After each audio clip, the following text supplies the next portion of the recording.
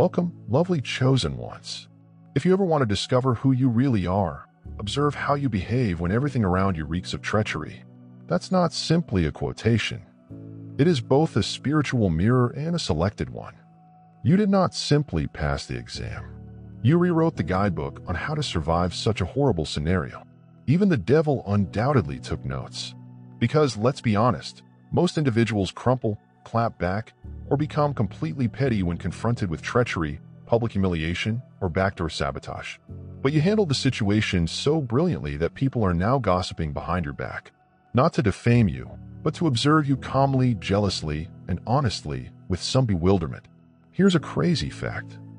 According to psychological study, individuals are more impacted by how others react to abuse than by the mistreatment itself. This means that no one was observing what occurred to you. They were watching you. Your every movement, response, and quiet. That was not weakness, but war. You did not just navigate a horrible scenario. You got through it.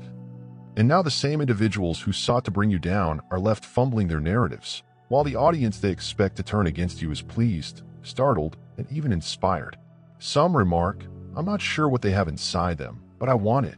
Others must have had training from monks, Navy SEALs, or an angel with a clipboard. However, the truth is easier and more holy. You were born for this. So let's break it all out. Brutally honest, deeply ingrained realities about how you manage that nasty tempest with royalty and war paint, and why the world can't stop watching your ascension. Let's get to it.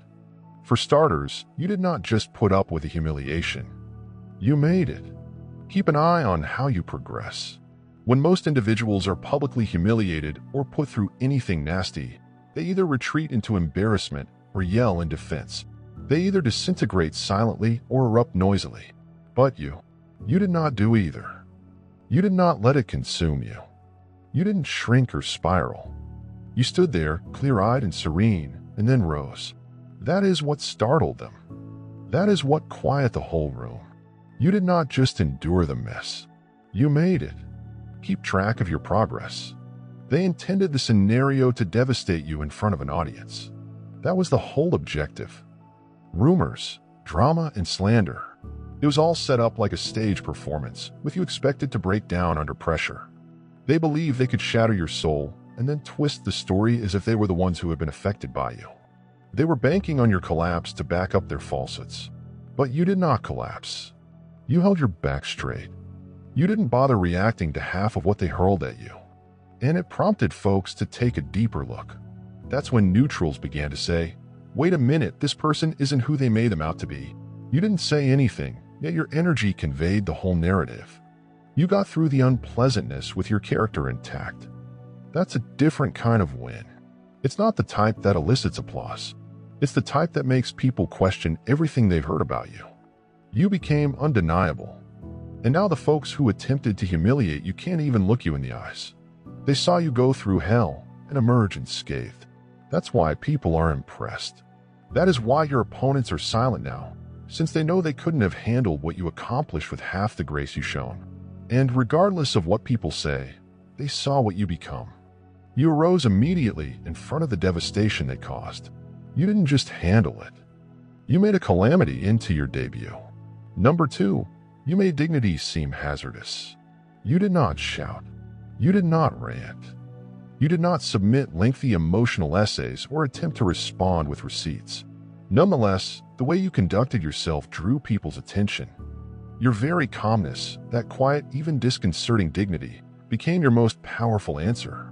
You did not act out, yet your quiet did not indicate weakness. It was precise. It was power. You did not just stroll through that terrible scenario with elegance. You made grace seem menacing. People anticipated a scene. They anticipated you to snap, lose control, and corroborate the falsehoods being spread about you. This was the setup. Provoke you until you erupt, and then say, "See, look at how unsteady they are." But you did not fall for it. You did not give them the response they expected. And the fact that you remained calm in the midst of all that chaos shook them more than any scream could. The reality is, your restraint terrified them because it demonstrated that you were much more in control than they were. You didn't panic. You were not desperate. You were stuck in a state of serenity, certainty, and unconcern that made no sense, particularly given the mayhem they attempted to hurl at you. When others saw it, they stopped looking at you as if you were the issue and began to wonder what type of strength it took to move like that. You didn't need to defend yourself since your energy spoke for itself. People may believe you weren't guilty. They sensed something was wrong. Not with you, but with a narrative being spun about you. And that's when things began to change. People grew to admire you because you refused to fight dirty, rather than because you did. You didn't have to fling hands to get them off. You just stood there, head held high, lips shut and unshaken. And that terrified them. You made dignity seem like a menace. And today, even in quiet, you communicate volumes. Because anybody can stand in the center of a crowd and not flinch. That is not someone to laugh at. That is someone you should either respect or dread. Number 3, they told the dirtiest story, but you became the evidence. They lied. They created the ideal falsehood. It was sophisticated, multifaceted, and persuasive enough to make people question everything they thought they knew about you.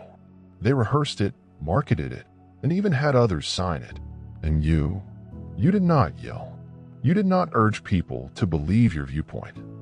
You just continued showing up in your truth, day after day, without faltering. And this is precisely what wrecked their whole performance.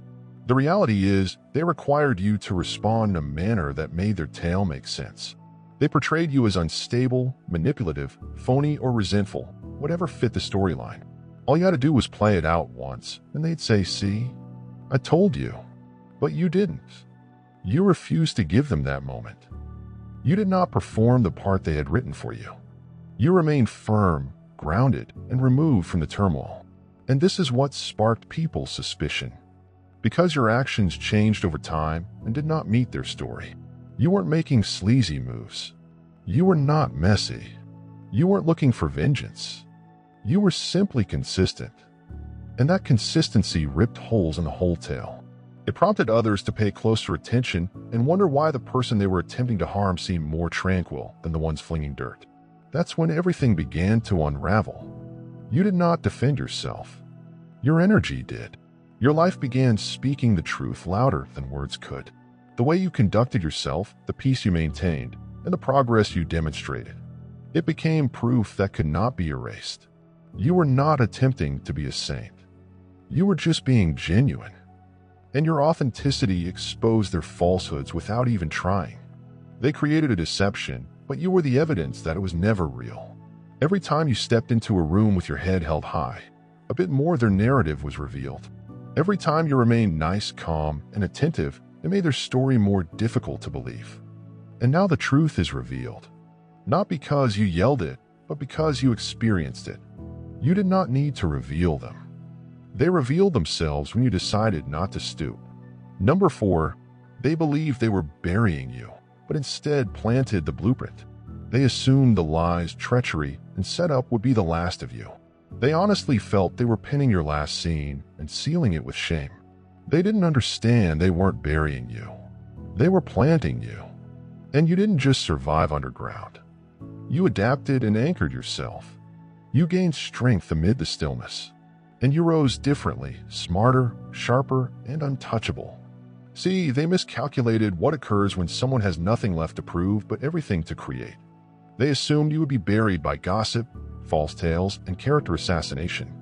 But instead, you exploited everything as material. You did not deny the suffering. You processed it. You studied it. You transformed your pain into a plan. You've unintentionally become a blueprint. People are paying careful attention to you, not because they expect you to fail again, but because they can't understand how you didn't. They had heard about your demise, but the manner you rebuilt, quiet, intentional, powerful, that is not something you can fake. That is not something you can imitate without earning it. It stemmed from pressure, depth, and experience. Nobody saw, but you made it through. You never became bitter. You did not come back furious. You returned structured. And now the people who sought to break you are trapped watching. You become a benchmark for resilience. You are not someone that others feel sorry for. You're someone they're learning from, and the dirt that once shamed you is now feeding others. People argue that if they can recover from that, I can as well. You were never buried. You were built. And now you're living evidence that you can not only recover from sabotage, but also utilize it to educate others how to win in quiet. You haven't merely recovered. You transformed your sorrow into a process. You transformed chaos into curriculum. And those who wanted to destroy you unintentionally left a legacy. Number 5, you were unimpressed with their disarray. That's what shook them. They delivered mayhem to your door, as if it were a definite ticket to your demise. They flung shade, gossip, manipulation, dirty tactics, and whatever else they could think of to disturb your foundation. But they never expected you to be so underwhelmed by everything. You did not flinch. You did not fold. You stared at the mess, blinked once, and continued going as if nothing had happened. And this rocked them to the core. They were waiting for the breakdown. They were relying on a response. Are you breaking down in public? Are you calling everyone out? You're spiraling, lashing out, and getting resentful. That was meant to be your answer because they believed that if they could induce enough uncertainty and emotional stress, you would collapse. Instead, you marched straight through the flames without raising your voice. That's when it struck them. They no longer had any power over you. Your composure revealed their desperation. Your resistance to get sucked into their drama revealed how chaotic they really were when preparing, acting, and manipulating strings. You were focused on being grounded. They employed every nasty method they could think of, yet none of them disturbed your tranquility. You did not even argue. You just did not participate. That lack of responsiveness was not a weakness. That was power in its purest form. Because standing in the midst of a storm and choosing not to dance with the drama is not passive. That is presence. That is alignment. That is what made them nervous. They can no longer influence something they cannot disrupt. They cannot govern what does not seek their approval. You demonstrated that their turmoil only works on those who don't know who they are. And you've completed the inner work. Your article is not performative. It is real. You didn't ignore the mess. You were soaring beyond it. And it alone crushed their perception of power. You didn't have to struggle for control since it was already on the inside and couldn't be touched. Number 6, you did not clean up the mess. You allow it to expose who they really are. You understood what they were doing. You saw the setup from the start. They intended to lure you into their drama so you could spend your time showing you're not who they made you out to be. They wanted you to worry and clean up their mess so they could maintain their glossy appearance. But you didn't play along. You did not defend yourself. When they distorted the facts, you did not rush to clear your reputation or clean the situation. You let the filth sit. You allowed the falsehoods to breathe. And most importantly, you allow them to express themselves. That level of self-control. It's uncommon because when others attack your character, your natural impulse is to defend it, explain it, and prove it. But you already knew the truth. And you knew that the more you yelled, the more it would seem like you had something to conceal. So you took a step back. You let the sounds to play out. You did not interrupt the performance. You just witnessed it from a distance. And while they were busy putting on a show, they began to slip up. Their discrepancies were obvious. Their projection began to shatter. And the same individuals they were attempting to persuade began to recognize the beauty of not touching the message, which requires people to track the fragrance back to its source. As time progressed, it became clear that you were not the one spreading dirt. You did not need to make allegations.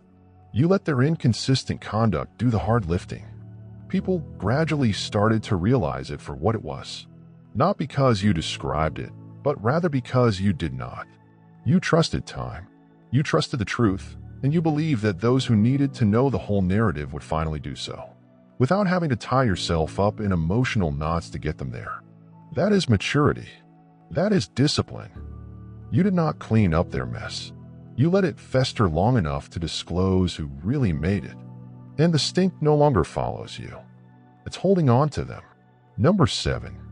You did not perform for compassion. You exemplified sovereignty. You had every right to break down in front of the whole world. You had every incentive to express your grief and elicit compassion, much like likes on a post. But you didn't. You did not use sorrow to win people over. You did not post your wounds for approval. You did not make your pain into a show. Instead, you stood straight, even if your knees shook. And that alone distinguished you from everyone else, while others competed for attention and prepared the perfect poor me tale. You calmly chose truth over theatricality. You didn't embellish your experience to elicit sympathy. You owned it without sugarcoating or selling it for praise. That type of power is distinct. It isn't loud, but it's enough to make people stop and reconsider what they thought strength looked like. You weren't interested in being rescued since you'd already saved yourself. You didn't wait for a rescue crew. You were constructing your own ladder out of the hole. They attempted to leave you inside. You didn't ask for anybody else's understanding since you understood yourself. It terrified those who only know how to operate by relying on attention and approval. You didn't need any of it. You only needed the truth, and you stood in it as if it were armor. People admire you, but are also uneasy with you since you are not a victim of your tale. You are the author. You don't carry your grief around like a trophy. You have lived through it. You develop from it. You bear it gracefully.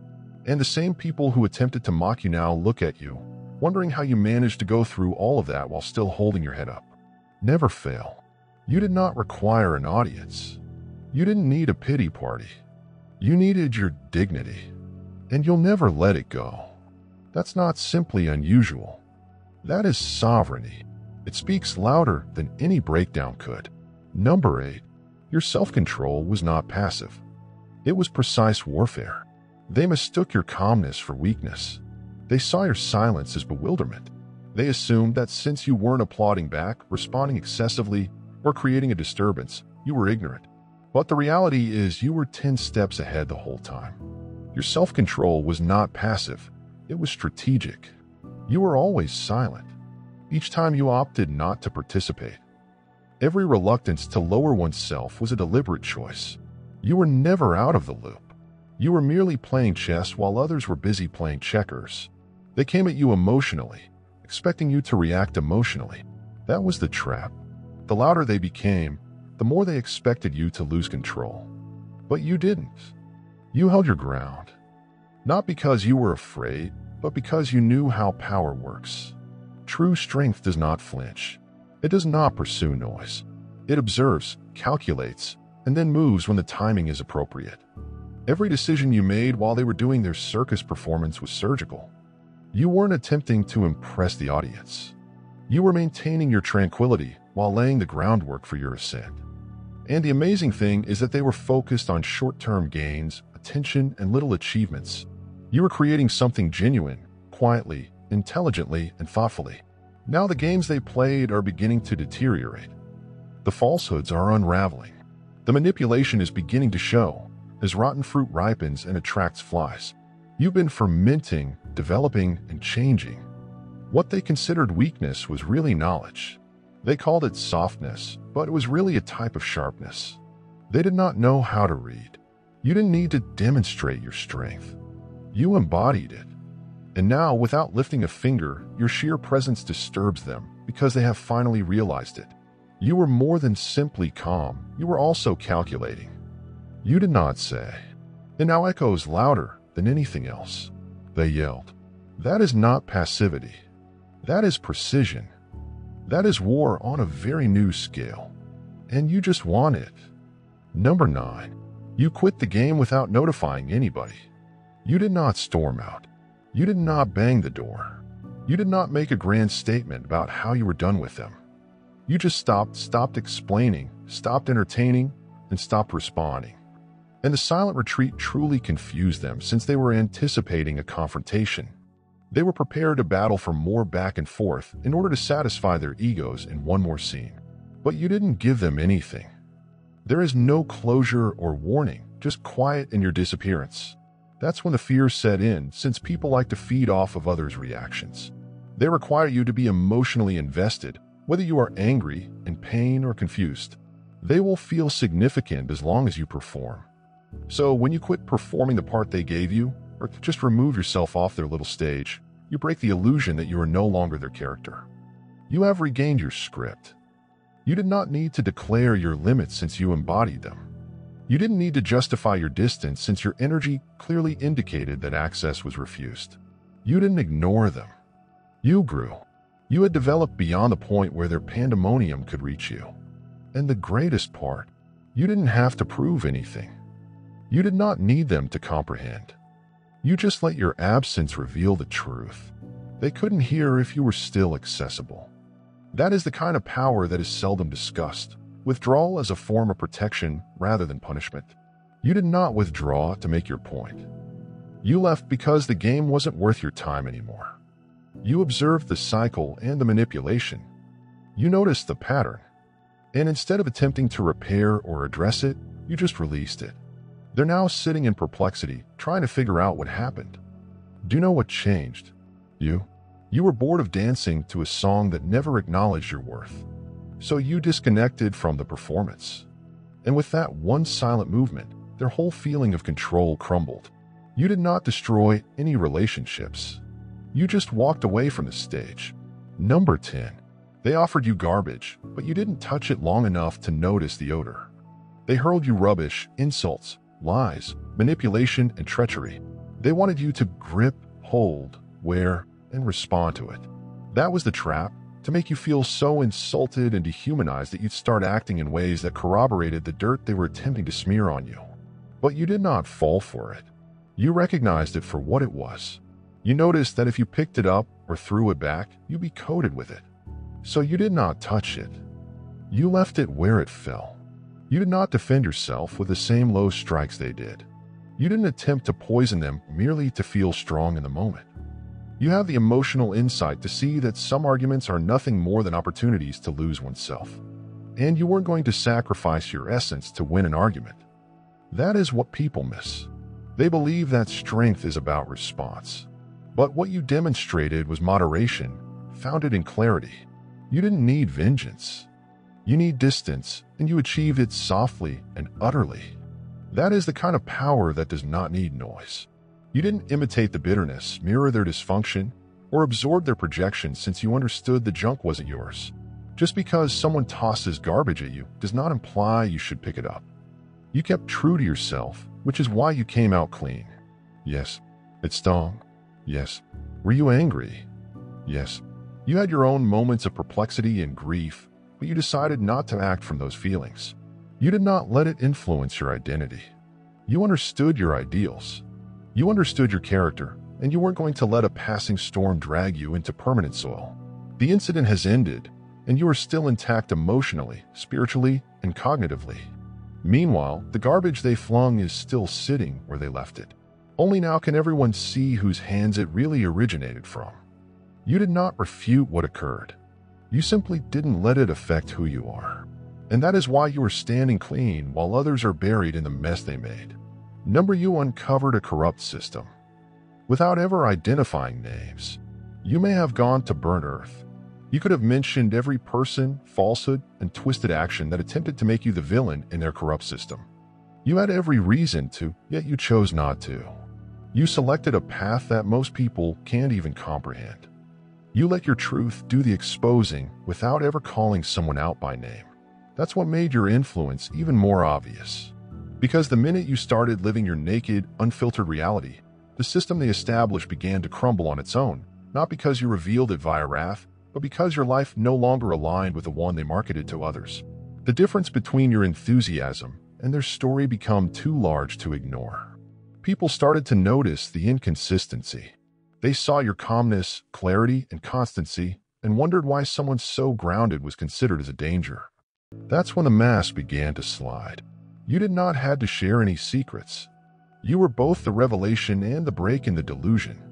And as you continued to walk with honesty, the falsehoods began to unravel themselves. They misjudged how strong your pure energy is.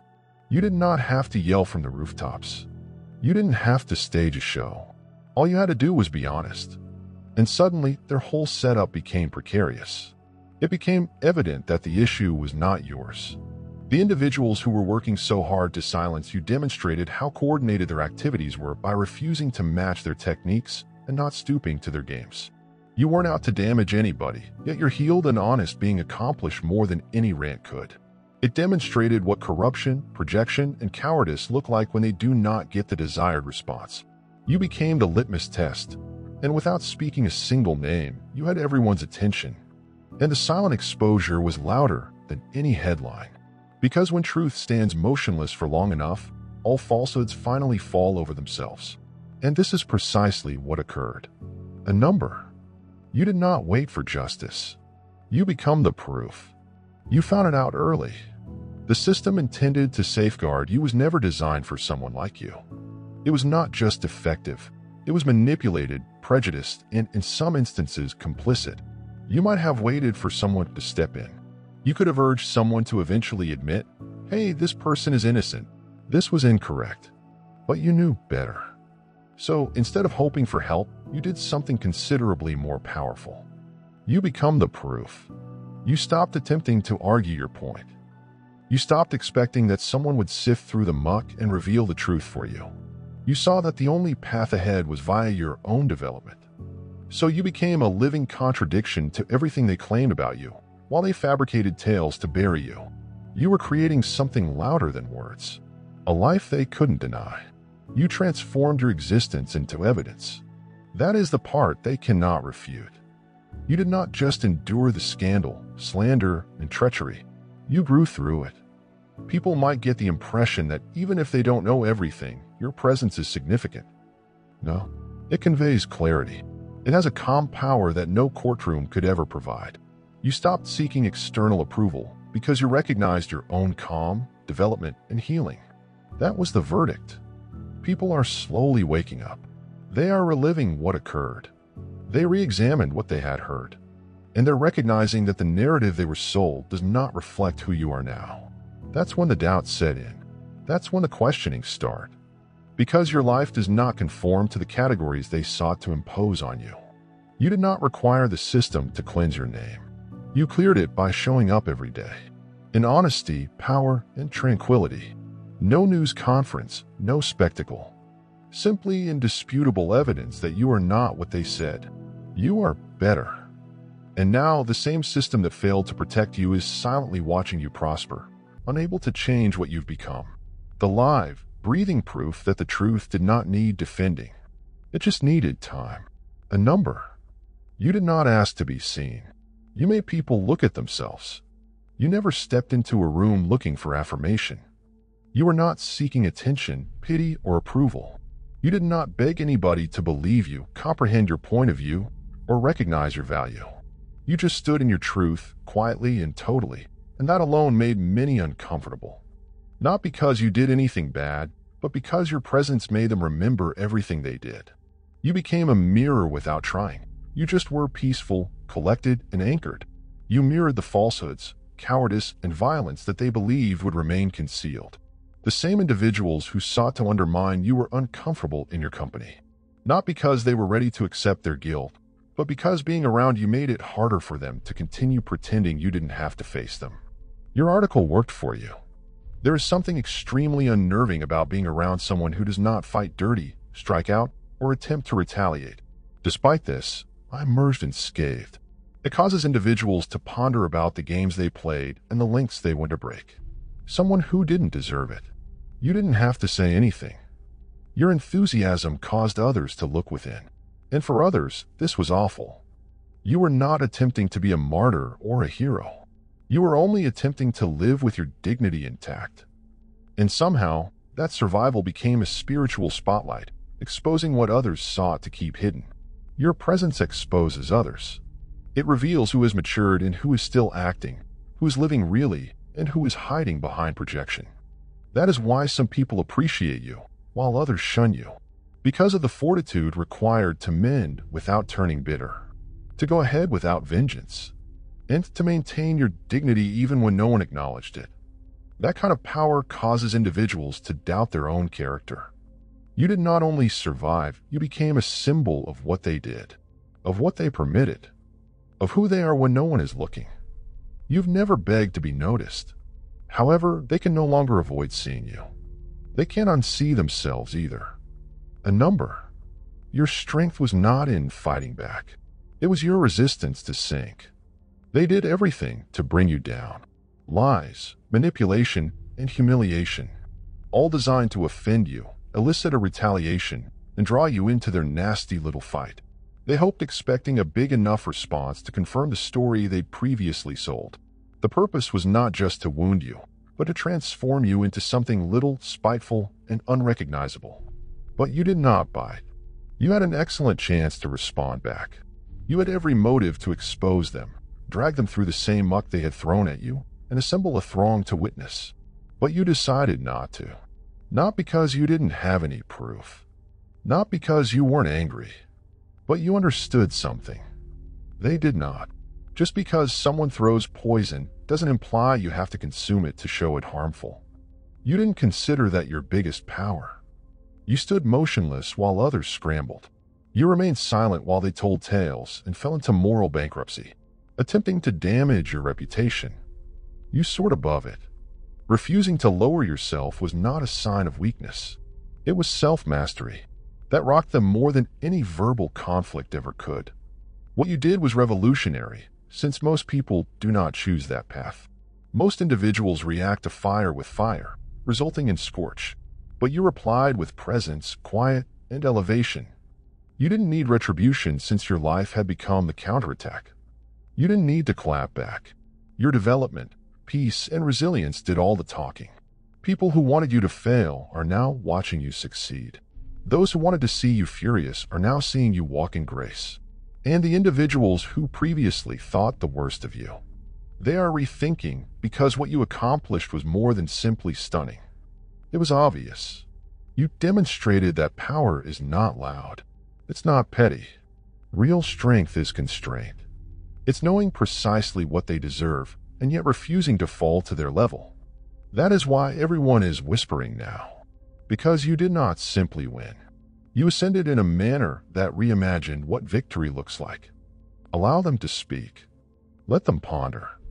Allow them to repeat every event in their minds, trying to find out how you survived what was supposed to kill you and emerge stronger, wiser, and cleaner. Because the reality is, you did not just endure the filth. You surpassed it.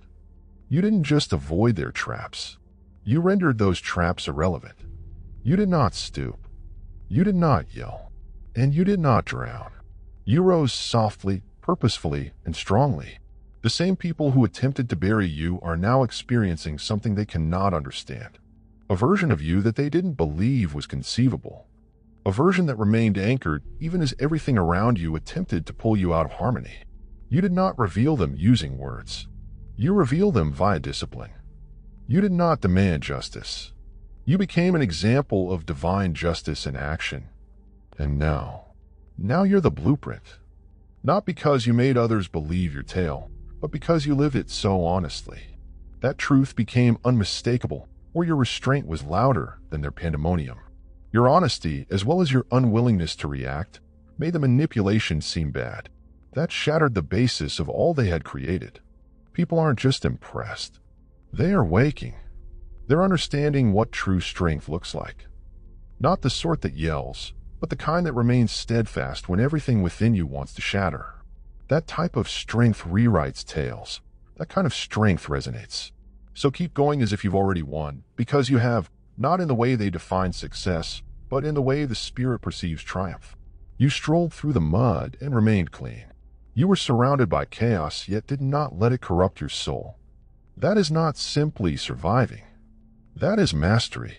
And those who know understand that the others will catch up. If this message touched you deeply, if it reminded you of your strength, progress, and power, don't keep it to yourself. Subscribe to the channel and join a community that sees you, respects your path, and expresses truths that the world does not always want to hear. If you're a living example of how quiet can be strong and healing can be holy, leave a comment below and tell us which section struck you the most. Your story might be the lifeline someone else needs right now. So share this video with someone who has gone through the fire and emerged unscathed. Let them know they're not alone, and they're not insane for dealing with it the way they did. Because this is not simply content.